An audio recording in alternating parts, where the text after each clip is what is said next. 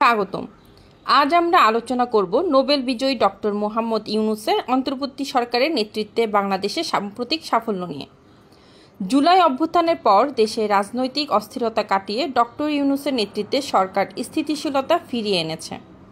দ্রব্যমূল্য নিয়ন্ত্রণ, বাজার সিন্ডিকেট ভাঙা এবং রেমিটেন্স প্রবাহ বৃদ্ধি সবই এই সরকারের উল্লেখযোগ্য সাফল্য। ঈদ উল ফিতরের সময় দেশের মহাসড়কগুলোতে ছিল না কোনো যানজট। হাইওয়ে পুলিশ ও প্রশাসনের তৎপরতায় জনগণ নির্বিঘ্নে ঘরে ফিরেছে, যা গত 40 বছরের নজিরবিহীন। চীন ও ভারতের সঙ্গে কূটনৈতিক সম্পর্ক জোরদার হয়েছে। মিয়ানমার 1,80,000 রোহিঙ্গাকে ফিরিয়ে নিতে সম্মত হয়েছে। এ সবই ডক্টর ইউনূসের কূটনৈতিক দক্ষতার ফল। সামাজিক মাধ্যমে জনগণ ডক্টর ইউনূসের প্রশংসায় পঞ্চমুখ। অনেকেই চান তিনি আরও অন্তত 5 বছর ক্ষমতায় থাকুন, যাতে দেশের উন্নয়ন অব্যাহত থাকে। ডক্টর ইউনূসের নেতৃত্বে বাংলাদেশে এই অগ্রগতি আমাদের গর্বিত করে। তার দূরদর্শী নেতৃত্বে দেশ এগিয়ে যাচ্ছে নতুন সম্ভাবনার পথে।